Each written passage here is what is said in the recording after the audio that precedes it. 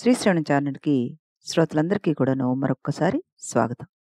ఈ రోజు నుంచి మనం సౌందర్యలహరి శ్లోకాల్ని మొదలుపెట్టుకుంటున్నాం. ముందుగా శ్లోకం, దాని తర్వాత ప్రతిపదార్థం, దాని తాత్పర్యం తెలుసుకొని తర్వాత విశ్లేషణ విందాం. शिवासक्त्या युक्तो यदि भवति शक्तः प्रभवितुम्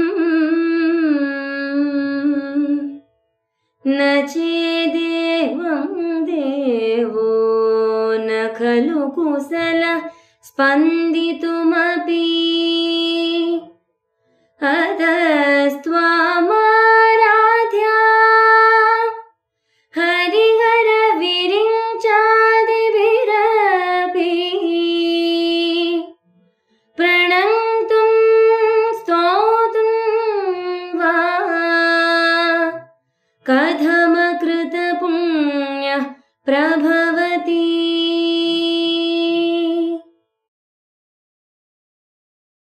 ఈ శ్లోకాన్ని మన కోసం పాడి వినిపించిన చిరంజీవి లక్ష్మీ శ్రావణి. అలాగే దీనికి సంబంధించిన పద్యాన్ని కూడాను మనం విందాం. నిన్నున్ శక్తిగా గూడినన్ శివుడు నిండెన్ శక్తుడైశ్వరి నిన్నున్ పొందగయున్నచో కదలలేనే లేడు తానెన్నడు నన్నన్నిక్కము బ్రహ్మ విష్ణు భవదేవాదీశులే గొల్వగా నా నిన్ను భజింపగా నకృత పుణ్యుండెట్లు నరుండగున్. ఈ పద్యాన్ని పాడినవారు శ్రీమతి అనురాధ. ఇప్పుడు మనం ప్రతిపదార్థాన్ని చెప్పుకుందాం. శివః మంగళకరుడైన సదాశివుడు, శక్త్యా పరాశక్తితోటి, యుక్తః చేరి ఉన్నాడు, ప్రభవితుం సృష్టించడానికి, శక్తః సమర్థుడు, ఏవం ఈ విధంగా, నచేత్ కాదేని అంటే శక్తితో కూడి ఉండకపోతే, దేవః ఆ శివుడు, స్పందితుమపి చలించడానికి కూడా, నకుశలః నేర్పరి కాడు. అతః ఈ కారణం వల్ల హరిహర విరించాదిభిరపి విష్ణువు, శివుడు, బ్రహ్మ మొదలైన వారి చేత కూడా, అంటే స్థితికారుడైన హరి విష్ణువు చేత, లయకారుడైన రుద్రుని చేత శివుడి చేత అని, అలాగే విరించి బ్రహ్మ చేత ఇంద్రాదులచే అని అర్థం తీసుకోవాలి. ఇక్కడ అపి అంటే కూడా అని అనమాట. తర్వాత ఆరాధ్యం పూజింపదగిన, త్వాం నిన్ను గురించి, ప్రణంతుం వా స్తోతుం వా అంటే నమస్కరించడానికి గాని స్తుతించడానికి గాని, అకృత పుణ్య పుణ్యము చేయని వాడు, కథం ఏ విధంగా, ప్రభవతి శక్తుడవుతున్నాడు, ఏ విధంగా శక్తుడవుతాడు అని అర్థం వస్తుంది అనమాట. కొంచెమైన పుణ్యము చేయకుండా ఉంటే నీ నామం కూడా జపించడానికి అర్హుడు కాడు అని చెప్తున్నారు ఇక్కడ.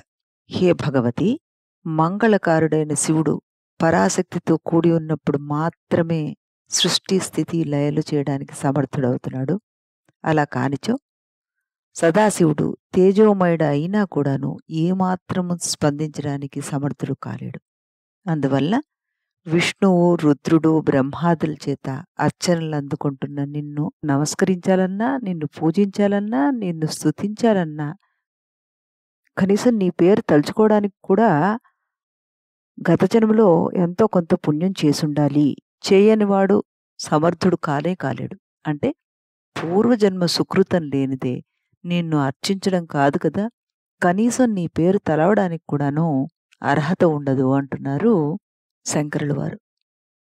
మనం చిన్న కథతోటి మొదలు పెడదాం. దేవి భాగవతంలోని కథ ఇది. అంటే అసలు శక్తి ఏమిటి, శక్తి ఎవరు అది తెలుసుకుందాం ముందు. దానికే ఈ చిన్న కథ. కృతయుగానికి ముందు, సృష్టి జరగడానికి పూర్వం ఈ జగత్తంతా కూడాను జలమయంగా ఉండేది. ఆ జలరాశి మధ్యలో శ్రీమన్నారాయణుడు యోగనిద్రలో ఉన్నాడు. అతని నాభిలోంచి కమలం వచ్చింది. అందులో బ్రహ్మదేవుడు పుట్టాడు. ఈ రకంగా ఉద్భవించిన బ్రహ్మదేవుడు తాను ఏ రకంగా పుట్టాను అని ఆలోచిస్తూ ఉండగా తపా తపా అంటూ వినిపించిందిట. ఆ ప్రకారంగా తాను పుట్టిన పద్మంలో కూర్చుని అతను తపస్సు చేయడం మొదలుపెట్టాడు. ఇలా 1000 సంవత్సరాలు గడిచిపోయాయి. విష్ణుమూర్తి చెవిలోని మలిన పదార్థం నుంచి మధుకైటబులు అనే రాక్షసులు జన్మించి బ్రహ్మదేవుడితోటి యుద్ధానికి సిద్ధపడ్డారు. పరమేశ్వరి సహాయంతోటి ఆ మధుకైటబులను సంహారం చేశాడు విష్ణుమూర్తి. అప్పుడు త్రిమూర్తులలో 3వ వాడైన రుద్రుడు కూడా అక్కడికి వచ్చున్నాడు. ఆ సమయంలో ఆకాశం నుండి దివ్యమైన విమానం ఒకటి వచ్చి త్రిమూర్తులను అందులో ఎక్కించుకుని బయలుదేరింది. అలా విమానం 7 సముద్రాలు దాటి మణిద్వీపాన్ని చేరింది. ఈ త్రిమూర్తులకి అక్కడ ఒక స్త్రీమూర్తి కనబడింది. ఆ స్త్రీమూర్తి ఎలా ఉంది అంటే సర్వాలంకృత భూషితురాలై ఉంది. అలాగే ఆవిడ ఎంత ప్రకాశవంతంగా ఉంది అంటే కోటి సూర్యులు కలిస్తే ఏ తేజస్సు ఉంటుందో ఆ తేజస్సుతో ఉంది ఆవిడ అక్కడ.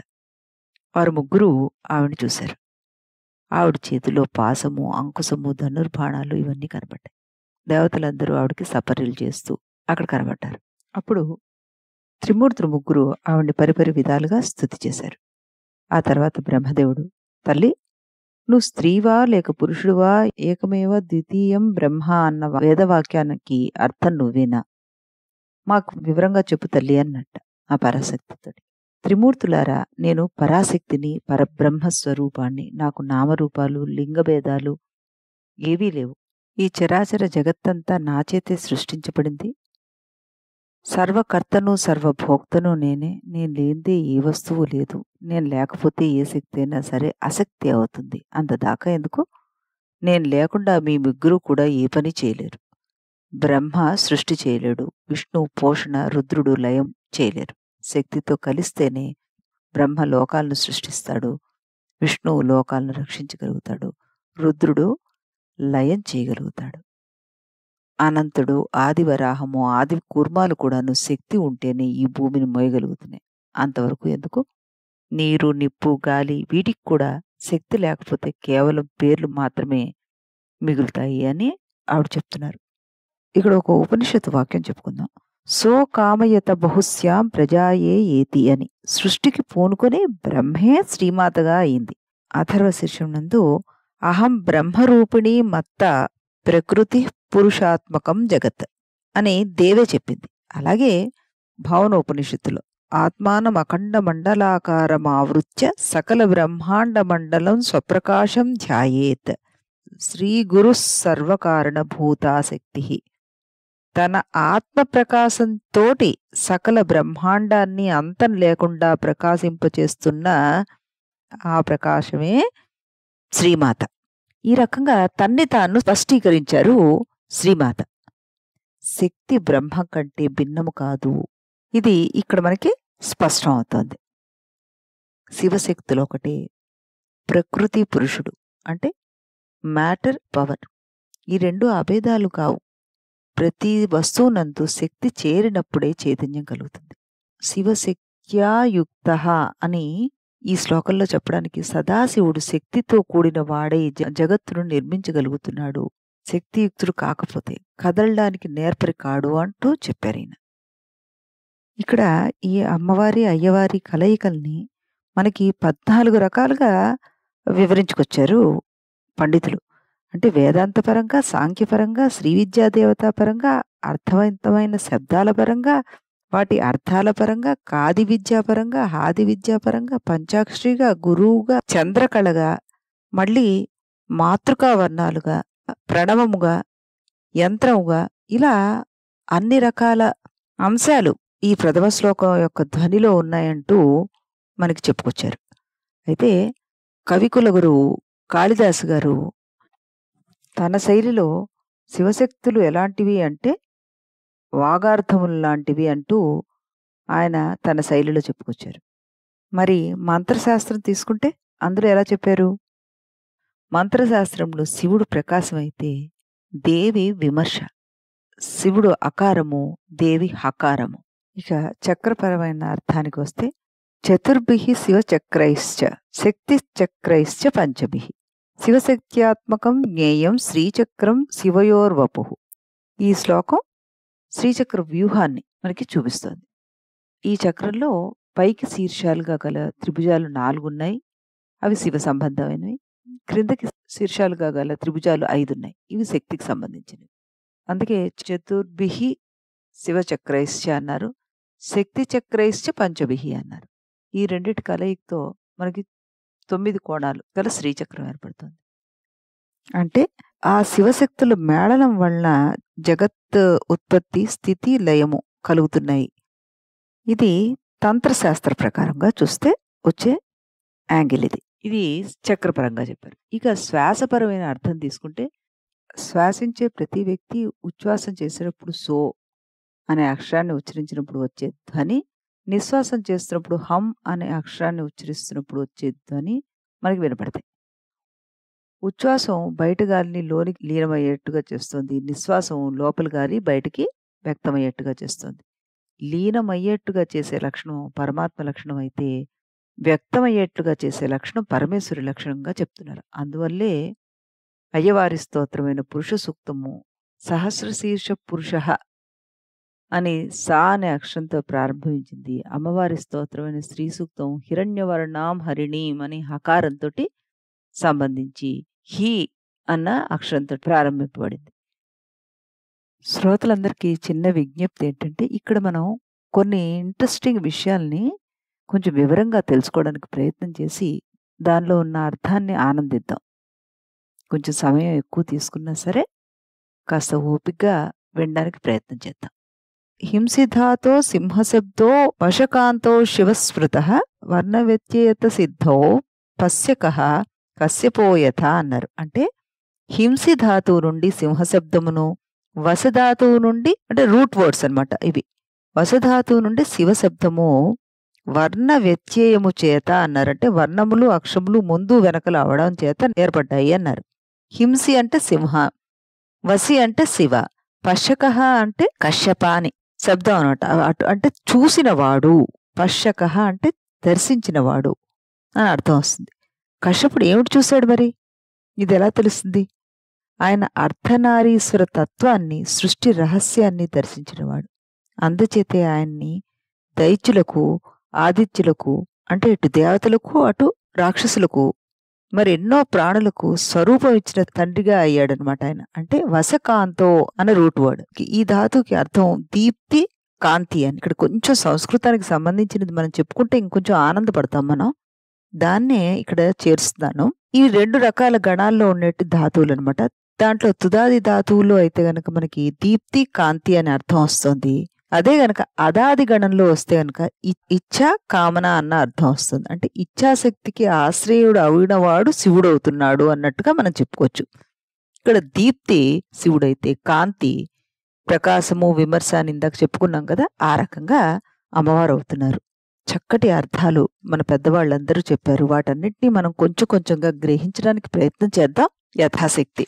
ఆ రకంగా శివశక్తుల కలయికే ప్రాణమయ సృష్టికి మూల కారణం అంటూ భావం చెప్తున్నారు ఇక్కడ. అంతేకాకుండా మాతా పూర్వరూపం, పిత్రోత్తర రూపం, ప్రజాసంధి, ప్రజాననగం సంధానం ఇత్యది ప్రజం ఉపనిషత్తులో శిక్షావళిలో చెప్పబడిన మాటలివి. అంటే ఏంటి? భౌతికమైన జగన్నిర్మాణానికి తల్లి పూర్వరూపము, తండ్రి ఉత్తర రూపం. ఆ ఇద్దరి కలయిక వల్ల ప్రజా సంసర్గం సానుకూలమైంది. శక్తి అయిన అమ్మవారు లేదా తల్లి, శక్తుడైన అయ్యవారు లేదా తండ్రి, ఈ ఇద్దరు కలయిక వల్లనే ఈ జగన్నిర్మాణం జరిగింది, సృష్టి మొదలైంది. ఈ రకంగా మనం వాచ్యార్థం చెప్పుకున్నాం. అలాగే ఇప్పుడు యంత్రంతో కూడినటువంటి అర్థం చెప్పుకున్నాం. అలాగే ఇప్పుడు మనం ఈ సోహం గురించి కూడా చెప్పుకున్నాం. అవి 2 కూడాను శివశక్తి బీజాక్షరాలు అని చెప్పుకున్నాం. ఉచ్ఛ్వాస నిశ్వాసాలకు సంబంధించిన సంకేతాలను కూడా మనం చెప్పుకున్నాం కదా. ఇందాక మనం మొదట్లో చెప్పుకున్నట్టుగా ఇంకా ఇందులో ఏమేం విషయాలు దాగున్నాయి అంటే పంచదశి. ఈ పంచదశి అంటే మనకి 15 అక్షరాలతోటి కూడినటువంటి మంత్రం. ఈ మంత్రం శ్రీ విద్యా మంత్రం అని అంటారు. ఈ మంత్రం గాయత్రి మంత్రంతో సమానమైనదన్నమాట. ఇది గురువు దగ్గర మాత్రమే ఉపదేశం పొందాలి. గాయత్రి మంత్రానికి ఎంతటి ఫలం ఉంటుందో దీనికి కూడాను అంత ఫలము ఉంటుంది. కా ఏ ఈ ల హ్రీం హసక హల హ్రీం సకల హ్రీం. ఇదన్నమాట మంత్రంది. కానీ ఇవన్నీ కూడాను మనం గురుముఖతఃనే నేర్చుకోవాలి. వాళ్ళు కొన్ని పద్ధతులను చేర్చి మనకి నేర్పిస్తారు. ఆ ఉపాసన చేసేవాళ్ళు గురువు దగ్గర వెళ్లి శ్రద్ధగా కూర్చొని నేర్చుకోవాల్సుంటుంది. అలాగే దానికి శ్రీం అన్న అక్షరాన్ని చేరిస్తేట షోడశాక్షరి మంత్రం వస్తుందట. ఈ శ్లోకంలోనే ఈ మంత్రాన్ని కూడాను భగవత్పాదులు వారు చేర్చిచ్చేశారు. దీనికి సంబంధించిన వివరణ మనం 32వ శ్లోకంలో ఉంటుంది. అప్పుడు మరింత వివరంగా తెలుసుకుందాం. ఇంకొక రకంగా కూడాను దీన్ని మనకి పండితులు చెప్తూ వచ్చారు. ఎలా అంటేట శివ శబ్దము ష, వ అన్న హల్లులు, ఈ, అ అన్న స్వరాలతోటి ఏర్పడ్డాయి. హల్లులు శివస్వరూపాలు, స్వరాలు శక్తి స్వరూపాలు. శివస్వరూపములు శక్తి స్వరూపాలతో కలిసినప్పుడే శబ్దములు వస్తున్నాయి మనకి. కనుక శక్తి స్వరూపులైన ఆ స్వరాలు కలయిందే శివస్వరూపాలైన హల్లులు శబ్దించలేవు అన్నారు శంకరుల వారు. అలాగే మనకి భగవద్గీతలో కూడాను 13 నుంచి 23 వరకు ప్రకృతి పురుషుల వివరణ ఉంటుంది అందులో. అంటే శక్తి శివుల తాదాత్మ్యం అందులో చెప్పబడింది. ఇక శివానంద లహరిలో ప్రథమ శ్లోకంలో శివశక్తులు ఏకరూపాన్ని కళ అంటూ భావించి చంద్రకళ 16వ కళ కింద చెప్పుకొచ్చారు. ఈ రకంగా మనం 14 అంశాలు ఉన్నాయి అని అనుకున్నాం కదా. అంటే యంత్రపరంగా ఎలాగా, మంత్రపరంగా ఎలాగా, కాది విద్యాపరంగా ఎలాగా, ఇందాక చెప్పుకున్నట్టుగా మనం శ్రీ విద్యాపరంగా ఎలాగా, కాది హాది విద్యలు అన్నవి శ్రీ విద్యకు సంబంధించినమాట. ఆ రకంగా ఏం చెప్పారు మనకి, ఇవన్నీ కూడాను ఒక చిన్న శ్లోకంలో ఇమిడ్చి మనకు అందించేశారు శంకర భగవత్పాదులు వారు. మరి ఈ శివశక్తి అంటే ఇప్పుడు మనకు అర్థమైంది ఏంటి? అవి రెండు కూడాను అభేదాలు అన్నది మనకిక్కడ స్పష్టంగా అర్థమైంది. అంటే ఒక దానిలో శక్తి రావాలి. మనలో ఏదైనా సంకల్పము, ఇచ్ఛ వస్తే గాని మనం దాన్ని క్రియారూపంలో పెట్టలేం. అంటే మనస్సులో సంకల్పం ఉద్భవించాలి. మనస్సుని సంకల్పాన్ని విడదీయలేం. అలాగే శివుడి లోపల వచ్చే సంకల్పమే శక్తి. అందుకే ఆ రెండు ఒకదానిలో ఒకటి మిళితమైపోయి ఉన్నాయి అంటూ మనం అర్థం చేసుకోవాలి. యథాశక్తి నాకు తెలిసినంత నేను మీతో పంచుకోవడం జరుగుతోంది.